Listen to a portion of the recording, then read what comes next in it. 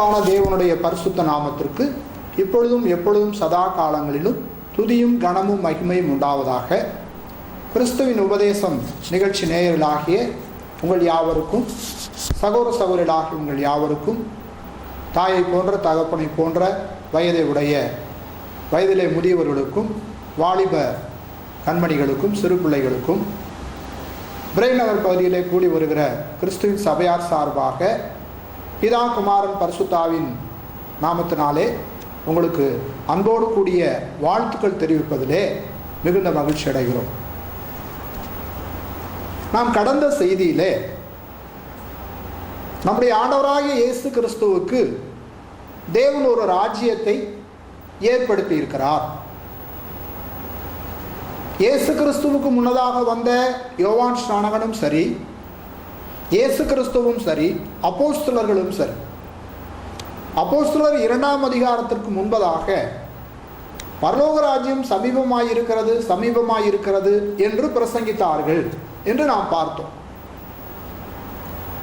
இந்த பரலோக ராஜ்யம் என்றால் என்ன என்பதை நாம் புரிந்து கொள்வதற்கு முன்பதாக, அந்த செய்திக்கு கடந்து செல்வதற்கு முன்பதாக, இயேசு கிறிஸ்து இந்த உலகத்தின் அதிபதி என்று ஒருவரை குறித்து சொன்னார். அந்த உலகத்தின் அதிபதி, அவனுடைய அதிகாரம், அதை பற்றி நாம் சற்று பார்த்துவிட்டு பிறகு வருகிற நாட்களிலே அந்த ராஜ்யத்தை குறித்து நாம் தியானிக்கலாம். யோவான் எழுதின சுவிசேஷம் 14வது அதிகாரம் 30வது வசனத்தில் இயேசு கிறிஸ்து தம்முடைய சீசரிடத்தில் சொல்லும் பொழுது, புதிய ஏற்பாட்டில் பக்கம் 150, உங்களுடைய டைரியிலையாவது நோட்லையாவது நீங்கள் வரிசையாக குறித்து கொண்டு வாங்க. இந்த செய்தி நமக்கு மிகுந்த ஆச்சரியத்தை கொடுக்கக்கூடிய விஷயங்கள் இதில் நிறைய இருக்குது. யோவான் 14ஆம் அதிகாரம் 30வது வசனம், இனி நான் உங்களுடனே அதிகமாய் பேசுவதில்லை, இந்த உலகத்தின் அதிபதி வருகிறான், அவனுக்கு என்னிடத்தில் ஒன்றும் இல்லை. உலகத்தின் அதிபதி. அப்ப இயேசு கிறிஸ்து சாத்தானை ஜெயிச்சார்னு பார்க்குறோம் இல்லைங்களா? அந்த சாத்தானுக்கு என்ன அதிகாரம் இருந்தது? எதை அவர் ஜெயித்தார்? சாத்தானுடைய அதிகாரம் என்ன?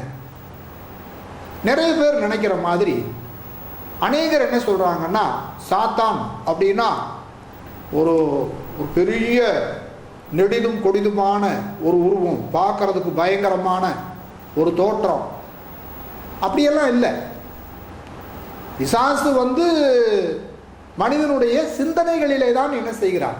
பிசாசு கிரியை செய்கிறானே தவிர ஒரு பயங்கரமான தோற்றத்தை காட்டியெல்லாம் என்ன செய்யறதில்லை. அதை நாம் இந்த செய்தியிலே நாம் தியானிக்க போகிறோம்.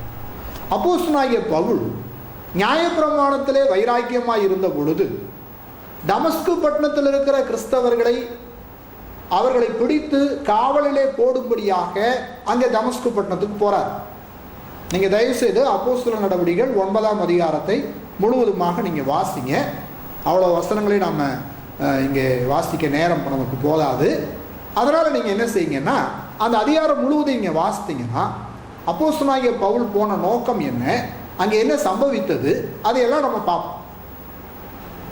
இப்போ அந்த பட்டணத்திலே போய் அப்போஸ்தலனாகிய பவுல் இயேசுவை சந்தித்த உடனே, சவுலே நீ என்னை துன்பப்படுத்துகிறாய், நீ முள்ளு மேல உதைச்சிட்டு இருக்கிற அப்படின்னு சொன்ன உடனே, ஆண்டவரே நான் என்ன செய்ய சித்தமாக இருக்கிறேன்னு சொன்னார். அதுதான் அந்த மனத்தாழ்மை. அப்போ பவுலை தெரிந்து கொண்டதற்கான நோக்கத்தை அங்கே அனனியாவுக்கு சொல்றாரு பாருங்க. புதிய ஏற்பாட்டில் அப்போஸ்தலர் நடவடிக்கைகள் 26ஆம் அதிகாரம் 18வது வசனத்தில், புதிய ஏற்பாட்டில் 202வது பக்கத்தில், அவர்கள் என்னை பற்றும் விசுவாசத்தினாலே பாவ மன்னிப்பையும் பரிசுத்தமாக்கப்பட்டவர்களுக்குரிய சுதந்திரத்தையும் பெற்றுக்கொள்ளும்படியாக அவர்கள் இருளை விட்டு ஒளியினிடத்திற்கும் சாத்தானுடைய அதிகாரத்தை விட்டு தேவனிடத்திற்கும் திரும்பும்படிக்கு நீ அவர்களுடைய கண்களை திறக்கும் பொருட்டு இப்பொழுது உன்னை அவர்களிடத்திற்கு அனுப்புகிறேன். பிசாசினுடைய அதிகாரத்தில் இருக்கிறவருடைய கண்களை திறக்கணுமா? அப்போ பிசாசுக்கு அதிகாரம் இருக்கு. சாத்தானுடைய அதிகாரத்தை விட்டு. அப்படியே மயக்கமாக இருக்கிறவர் பார்த்தீங்கன்னா தான் எங்கே இருக்கிறேன்னு அவருக்கு தெரியாது. மயக்கத்தில் இருக்கிறவரை உழுப்பி நீங்கள் யார் அப்படின்னு கேட்டால் முதல்ல நான் எங்கே இருக்கிறேன் அப்படிம்பார். நான் எங்கே இருக்கிறேன் அப்படிம்பார். பிசாசனுடைய மயக்கத்திலே பிடிக்கப்பட்டிருக்கிறவர்கள், பிசாசானவன் இச்சைகளினாலே ஜனங்களை மயக்கக்கூடியவனாக இருக்கிறான். நிறைய மக்கள் நினைக்கிறது என்னன்னா, ஒரு நியூஸ் பேப்பரை பார்த்தா என்ன சொல்றாங்க, இது சாத்தான், நியூஸ் பேப்பர்லாம் படிக்கக்கூடாது அப்படிங்கிறான். ஒரு டிவி நிகழ்ச்சியை பார்த்து என்ன சொல்றாங்க, இது சாத்தான், டிவி எல்லாம் பார்க்கக்கூடாது.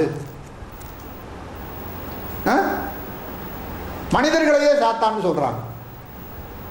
அப்போ அதெல்லாம் சாத்தான் டிவி எல்லாம் ஒரு உயிரற்ற கருவி, அது நம்மளை கெடுக்க போறது கிடையாது. சரிங்களா? காயின் ஆபேல் காலத்தில் டிவி இருந்துச்சுங்களா? நியூஸ் பேப்பர் இருந்துச்சா? இமெயில், இன்டர்நெட் இருந்துச்சா? எதுவுமே கிடையாது. எப்படி காயின் ஆபேலை கொலை பண்ணாரு? எந்த தகவல் தொடர்பு சாதனமும் இல்லை. அப்போ இன்றைக்கு இருக்கிற நவீன தகவல் தொடர்பு சாதனங்கள் அது சாத்தான் கிடையாது. அதை நல்ல விதத்தில் நீங்கள் பயன்படுத்தினால் நன்மையானது தான், இல்லைங்களா? பாருங்க, நம்ம தொலைக்காட்சி நிகழ்ச்சியில் எவ்வளோ பேர் பார்த்து பிரயோஜனம் அடைகிறாங்க. நம்ம பயன்படுத்துகிற விதத்தில் தான் இருக்கு, இல்லைங்களா? சும்மா எல்லாத்தையும் சாத்தான் சாத்தான்னு சொல்லக்கூடாது. சரி, 1 யோவான் புஸ்தகம் 5ஆம் அதிகாரம் 19வது வசனத்தை நாம் திருப்பிக் கொள்வோம். புதிய ஏற்பாட்டில் 330வது பக்கம். நாம் தேவனால் உண்டாயிருக்கிறோம் என்றும் உலகம் முழுவதும் பொல்லாங்கனுக்குள் கிடக்கிறது என்றும் அறிந்திருக்கிறோம். நாம் தேவனால் உண்டாயிருக்கிறோம், உலகம் முழுவதும் பொல்லாங்கனுக்குள் கிடக்கிறது. கொலோசியர் 1ஆம் அதிகாரம் 13வது வசனத்தில், இருளின் அதிகாரத்தினின்று நம்மை விடுதலையாக்கி தமது அன்பின் குமாரனுடைய ராஜ்யத்துக்கு உட்படுத்தினவருமாயிருக்கிற பிதாவை ஸ்தோத்திரிக்கிறோம். அப்போ பொல்லாங்கு, இருள், இதெல்லாம் யாருடைய அதிகாரம்? சாத்தானுடைய அதிகாரம். இயேசு கிறிஸ்துவ அந்த உயரமான இடத்துல கொண்டு போய் நிறுத்தி சகல ராஜ்யத்தின் மகிமையும் அவருக்கு காண்பித்து, இவைகள் எனக்கு ஒப்பு கொடுக்கப்பட்டிருக்கிறது, எனக்கு இஷ்டமானவனுக்கு இவைகளை கொடுக்கிறேன். பிசாசுக்கு இஷ்டமாக ஒருவர் நடந்தால் இந்த உலகத்தில் அவர் சகல சௌரியங்களோட இருப்பார். காசு, பணம், பதவி, அந்தஸ்து எல்லாம் சகல சம்பூர்ணமாக இருப்பார்னு வைங்களேன். தேவனிடத்தில் பங்கு இருக்காது. சரிங்களா? ஆக பிசாசுடைய அதிகாரம் எங்கே செயல்படுகிறது? பிசாசு எப்படி செயல்படுகிறான்? மத்தேயு சுவிசேஷம் 16வது அதிகாரம் வசனங்கள் 23. புதிய ஏற்பாட்டில் மத்தேயு 16:23. அவரோ திரும்பி பேதுருவை பார்த்து, எனக்கு பின்னாக போ சாத்தானே, நீ எனக்கு இடரலாய் இருக்கிறாய், தேவனுக்கு ஏற்றவைகளை சிந்தியாமல் மனுஷருக்கு ஏற்றவைகளை சிந்திக்கிறாய் என்றார். கொஞ்சம் முன்னாலதான் நீங்க இந்த மத்தேயு 16ல் 14வது வசனத்திலிருந்து வாசித்து பார்த்தீங்கன்னா, ஜனங்கள் எல்லாரும் என்னை யார் என்று சொல்லுகிறார்கள் அப்படின்னு கேட்டபோது ஆளுக்கு ஒரு பதிலை சொல்லுவாங்க. பேதுரு மட்டும்தான் சொல்லுவாரு, நீர் ஜீவனுள்ள தேவனுடைய குமாரனாகிய கிறிஸ்துன்னு சொல்லுவார். உடனே ஆண்டவர், யோனாவின் குமாரனாகிய சீமோனே நீ பாக்கியவான், மாம்சம் ரத்தம் இதை உனக்கு வெளிப்படுத்தல, பரலோகத்தில் இருக்க பிதாவை உனக்கு வெளிப்படுத்தினார்னு அவ்வளோ ஒரு புகழ்வார். சந்தோஷமான விஷயம். ஆனால் இயேசு கிறிஸ்து மனுஷகுமாரன் பிரதான ஆசாரியருடைய கையில், மூப்பருடைய கையில் ஒப்பு கொடுக்கப்பட்டு சிலுவையில் மரிக்க போறாருன்னு சொன்னோடனே பேதுரு அவரை தனியே அழைத்து கொண்டு போய், ஆண்டவரே இது உமக்கு நேரிடக்கூடாது அப்படின்னு கடிந்து கொள்ள தொடங்கினான். ஏன்னா பேதுரு படகு, வலை, தகப்பன் எல்லாத்தையும் விட்டுட்டு ஆண்டவர் பின்னால் வந்துட்டார். இவர் அற்புதங்கள் செய்கிறாரு, அப்பங்களை வர வைக்கிறாரு, நோய்களை குணமாக்குறாரு, திரளான ஜனங்கள் இவர் பின்னால் வர்றாங்க. அப்போ பேதுரு என்ன நினைச்சாரு, ஆஹா இவருக்கு பின்னால் போனால் நம்மளும் என்ன ஆயிடலாம், வாழ்நாள் முழுவதும் குறைவில்லாமல் வாழ்ந்துடலாம், நல்ல ஆள் சப்போர்ட்டும் கிடைக்கும், ஆண்டவருக்கு பின்னால் இருக்கிற ஒரு நன்மதிப்பும் கிடைக்கும். இந்த நேரத்தில் போய் இவர் சிலுவையில் மறிக்க போகிறான்னு சொல்கிறாரு. அப்போது இப்போ பேதுருவை ஆண்டவர் எனக்கு பின்னாலே போ சாத்தானேன்னு ஏன் சொன்னார்? பேதுரு சாத்தான் கிடையாது. பேதுருக்குள்ளாக வாழ்க்கை பற்றி அவர் கொண்டிருந்த பயம் இருந்துச்சு இல்லைங்களா, அதுதான் சாத்தான். இன்னைக்கு நிறைய பேருக்கு பயத்தினால தான் சத்தியத்தை சரியாக கை கொள்ள முடியல. வசனமெல்லாம் கரெக்டாக தான் இருக்குது, கை கொள்ளலாம் தான், ஆனால் அந்த அவருக்கு பிடிக்காது, இந்த இவருக்கு பிடிக்காது, சபையில் ஏற்றுக்க மாட்டாங்க, யாராவது நம்மளை சொல்லிடுவாங்க. இப்படி பயந்து கொண்டு, இந்த பயம்தான் என்னதுங்க, பிசாசுனுடைய ஆயுதம். 1 யோவான்ல சொல்றாரு, பயப்படுகிறவன் அன்பில் பூரணப்பட்டவன் அல்ல, பூரண அன்பு பயத்தை புறம்பே தள்ளும். 1 யோவான் புஸ்தகத்தில் பாருங்க.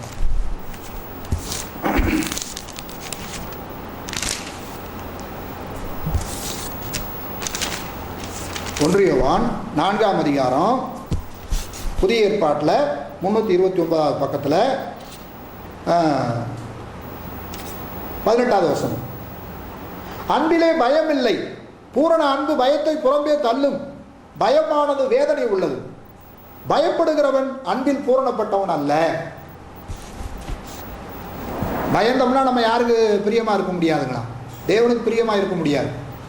அப்ப பேதுரு தன்னுடைய பிழைப்பு அற்று போய்விடுமோ என்று பயந்தான். இருந்த படகும் வலையை விட்டுட்டு வந்துட்டேன், இவரும் சிறுவையில் தொங்க போறேங்கிறாரு. ஐயோ, பிழைப்புக்கு என்ன செய்வேன்? இந்த பூமியிலே நம்ம அநேகருக்கு 30 வயது, 40 வயது, 50 வயது கடந்து வந்து விட்டோம். பிறந்த நாள்ல இருந்து இந்த நாள் வரைக்கும் தேவன் என்ன பண்ணிட்டு தான் இருக்கிறாரு? பிழைப்பூட்டி கொண்டு தான் இருக்கிறார். இன்னும் நீங்க 100 வருஷம் இருந்தாலும் உங்களை பிழைப்பூட்டுவார். உணவு, உடை, இருக்கிற இடம் நிச்சயமா தேவன் தருவார். அதுக்காக பயந்தெல்லாம் என்ன செய்ய வேண்டியதில்லை. அப்ப பிசாசு எப்படி வருகிறான்? நம்முடைய உள்ளத்துல பிழைப்பை பற்றிய பயத்தோடு கூட அந்த பயத்தை கொண்டு வருகிறான். பயம்தான் சாத்தான். பேதுரு சாத்தான் கிடையாது. பேதுருக்குள்ளாக இருந்த பயம் இருந்துச்சு பார்த்தீங்களா, அதுதான் சாத்தான். அன்புக்குரியவர்களே, பாசத்துக்குரியவர்களே, உங்களுக்குள்ளே அந்த பயம் இருக்கிறதா? அது சாத்தானுடைய எண்ணம். அந்த பயத்தை புறம்பே தள்ளுங்கள். நாம் தேவனுக்கு பிரியமானவர்களாக வளர முடியும். 2 கொரிந்தியர் புஸ்தகம் 3ஆம் அதிகாரம் 17வது வசனம், கர்த்தரே ஆவியானவர், கர்த்தருடைய ஆவி எங்கேயோ அங்கே விடுதலை உண்டு. இயேசு கிறிஸ்து தான் கர்த்தர். அவருடைய சிந்தை நமக்குள்ளாக இருக்கும் என்று சொன்னால், இயேசு கிறிஸ்து மரணத்தை ஜெயிச்சாரே. இயேசு சிலுவையில் ஒப்பு கொடுக்கப்பட்டாருங்க, அதோட முடிஞ்சு போயிட்டாரா? அவர் மரணத்தை ஜெயித்தாரே. அப்போ அந்த சிந்தை நமக்குள்ளாக இருக்குமானால், நான் இயேசு கிறிஸ்துக்குள்ள இருப்பேன், கஷ்டப்படுவேன், பாடுபடுவேன், ஒருவேளை எனக்கு மரணம் கூட வரலாம், ஆனால் நான் உயிர் தருவேன். என்ன அருமையான ஒரு செய்தி பார்த்தீங்களா? நான் இயேசு கிறிஸ்துவை விசுவாசிக்கிறேன், நான் உயிர் தருவேன். அப்ப நீதியாக வாழ்ந்து நான் கஷ்டப்பட்டாலும் பரவாயில்லைங்கிறார் இல்லைங்களா? 2வதாக அப்போஸ்தலர் 5ஆம் அதிகாரம் 2-3 வசனங்கள்ல அனனியா சப்பீரால் சம்பவத்தை நாம பார்க்கிறோம். தன் மனைவி அறிய அவன் கிரயத்திலே ஒரு பங்கை வஞ்சித்து வைத்து ஒரு பங்கை கொண்டு வந்து அப்போஸ்தலருடைய பாதத்திலே வைத்தான். பேதுரு அவனை நோக்கி, அனனியாவே, நிலத்தின் கிரயத்தில் ஒரு பங்கை வஞ்சித்து வைத்து பரிசுத்த ஆவியினிடத்தில் பொய் சொல்லும்படி சாத்தான் உன் இருதயத்தை நிரப்பினது என்ன? இங்க அனனியா சப்பீரால் சாத்தான் கிடையாது. பரிசுத்தவான்கள் நிறைய சீசர்கள் பெருகிட்டாங்க பெந்தகோஸ்து நாளுக்கு அப்புறம். அவங்களுடைய உணவு தேவைகள் அதெல்லாம் சந்திக்கப்படணும். எல்லாரும் என்ன செஞ்சாங்க? தங்களுடைய வீடுகள், நிலங்களை விட்டு கொண்டு அப்போஸ்தலருடைய பாதத்தில் வச்சாங்க. அனனியா சப்பீராலும், ஐயோ நம்ம எதுவும் கொடுக்கலைன்னா நம்மளை பார்த்து என்ன கஞ்சத்தனமா இருக்கிறாங்கன்னு சொல்லிடுவாங்களே அப்படின்னு என்ன பண்ணாங்க? நிலத்தை வித்தாங்க, ஒரு பங்கை எடுத்து வச்சுக்கிட்டாங்க. அதனால தப்பு இல்லை. பேதுருட்ட போய் என்ன சொல்லியிருக்கணும்? ஐயா, நாங்கள் இவ்வளோ விற்றோம், எங்களுடைய பிழைப்புக்காக கொஞ்சத்தை எடுத்து வச்சிருக்கிறோம், இந்தாங்க இதை வச்சு பரிசுத்தவான்களுக்கு செய்யுங்க. அதை தானே சொல்லியிருக்கணும். என்ன நடந்ததுன்னா, பேதுரு கேட்குறாரு, நிலத்தை இவ்வளவுக்கு தானா விற்றீர்கள்னு சொல்லும்போது ஆமான்னு சொல்லிட்டாங்க ரெண்டு பேரும். அனனியாவும் அதே பதில சொல்லிட்டாரு, சப்பீராலும் அதே பதில சொல்லிட்டான். அப்போ இங்கேதான் சாத்தான் செயல்படுகிறான்.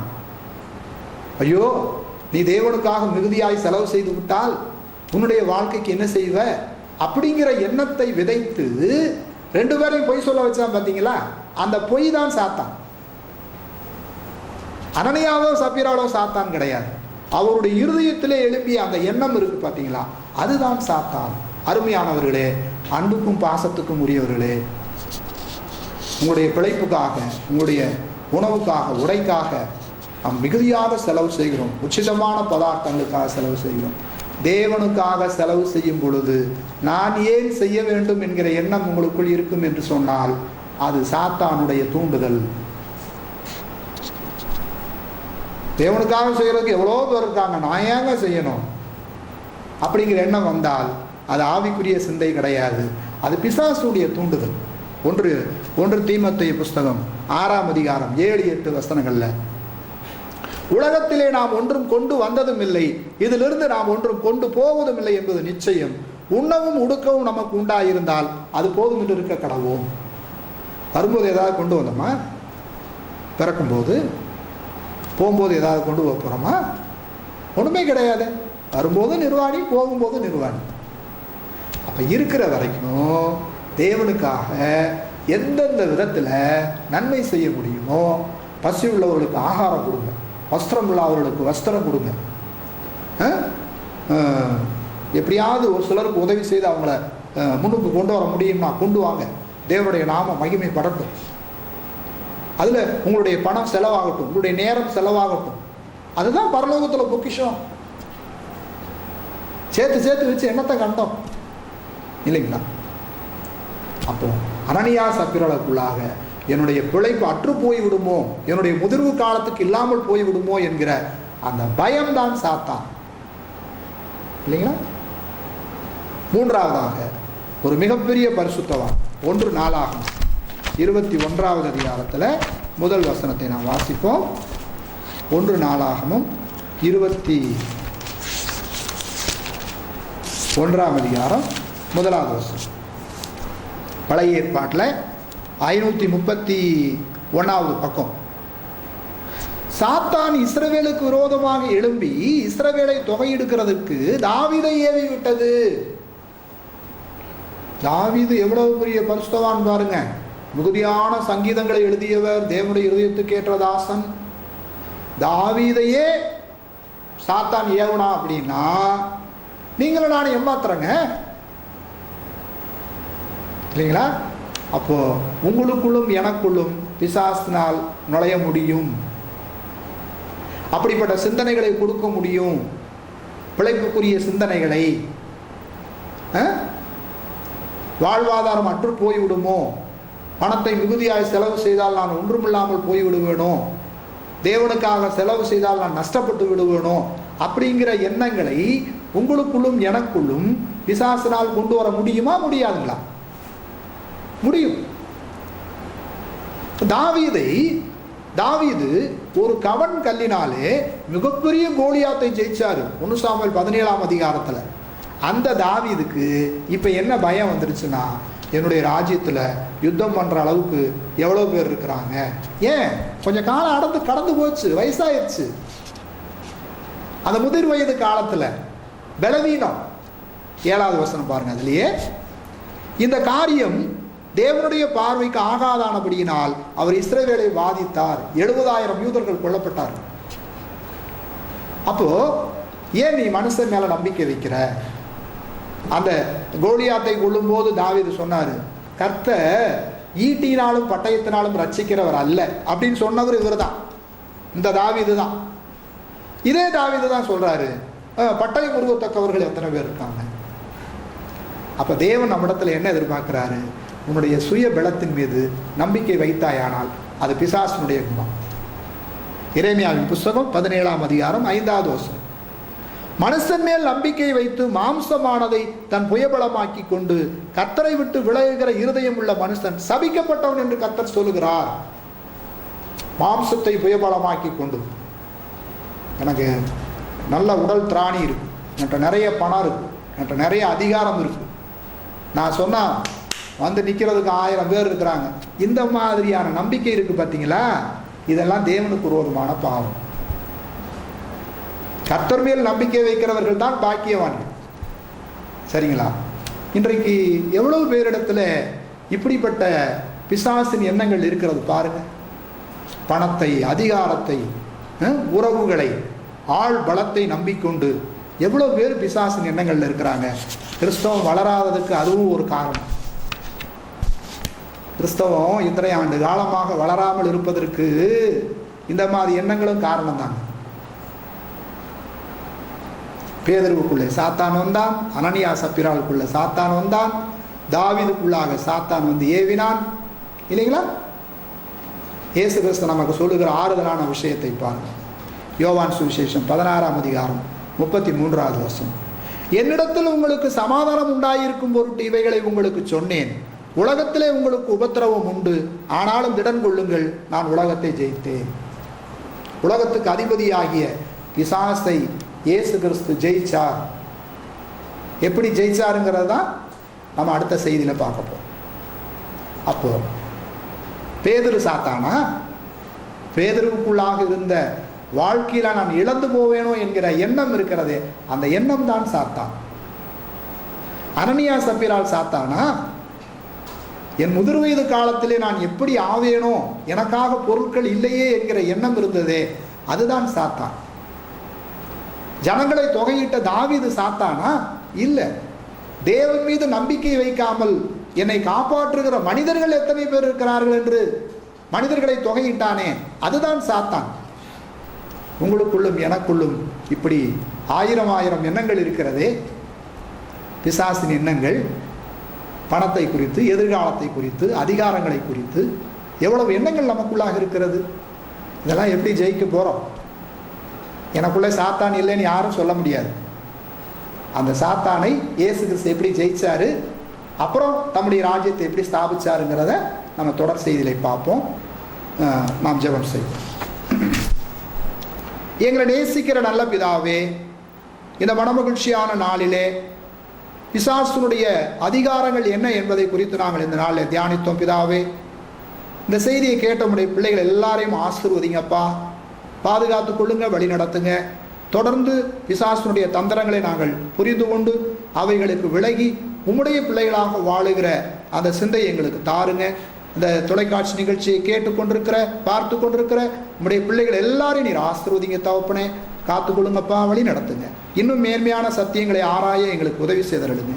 இயேசு கிறிஸ்துவின் இன்ப நாமத்தில் இந்த ஜெபத்தை ஏறெடுக்கிறோம் ஜீவனுள்ள நல்ல பிதாவே, ஆமென். வாழ்த்துக்கள்.